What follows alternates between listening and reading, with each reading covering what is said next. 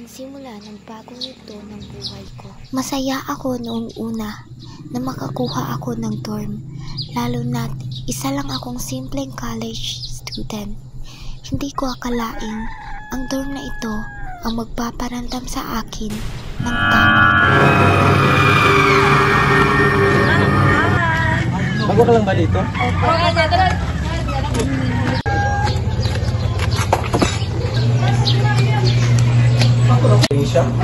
Ito ang susin mo sa pag mo dito. May kasama ka bukas pero mamaya ba na dadating? May nakita kong gamit dyan mo muna. Mukhang mabait naman ang may-ari, pero hindi ko alam na may tinatago pala siyang isang nakakakilabot na lihim.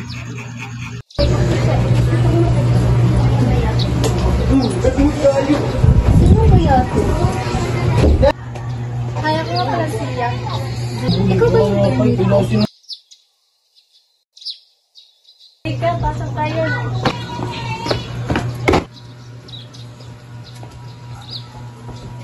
Ako nag-aaral. Anong course mo? Halika, matulog muna tayo. Ba't ang limig ng kamay? Ayan muna, matulog muna tayo.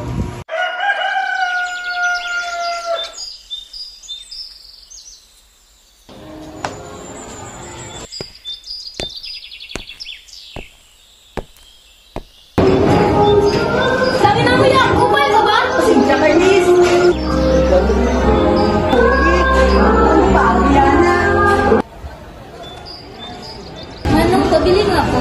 Huwag mo nakain eh. Opo.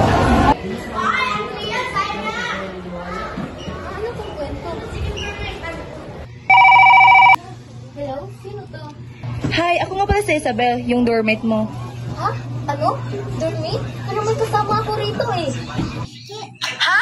Sino kasama mo? Ako lang ang roommate mo dapat. Baka naman mo to yan, Day. Si Zia.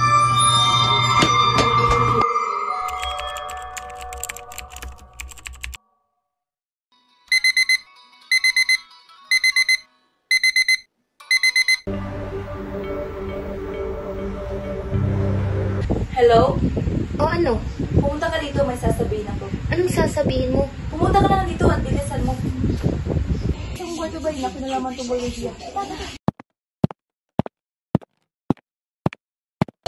Anak ko, missing. Sige naman yung sasabihin mo.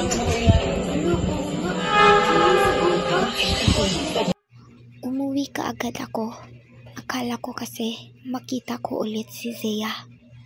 Pero doon, naalala ko, nung bago akong lipat, may nakita kong lumang diary. Ang naisip ko lang ay ang diary. Gusto kong malaman kung ano ang laman nito.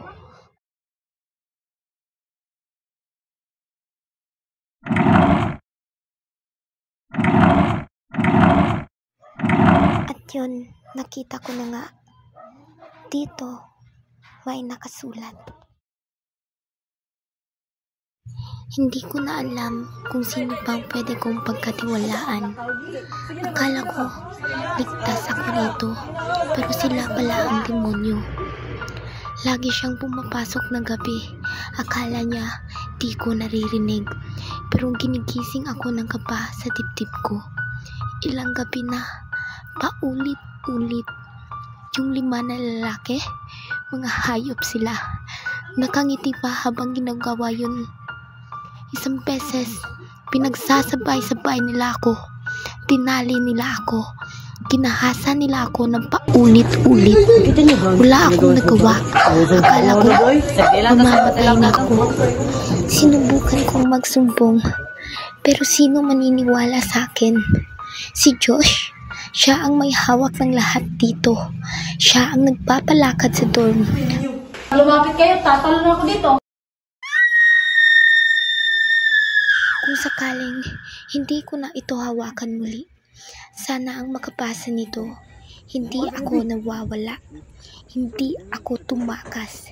Pinatay nila ako. Kung mapasa mo to, ilabas mo ang totoo. Hindi lang ako ang biktima, may iba pa. Ito ang sapat na katotohanan.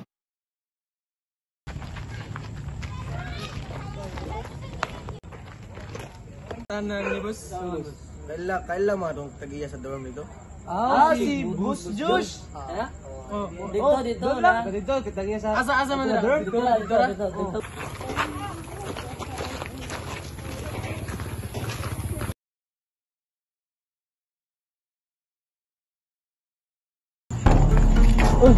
Dito, boss. Kamay ba dito?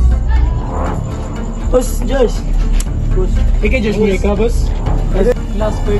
Sige, Asap. Police rin. Apa.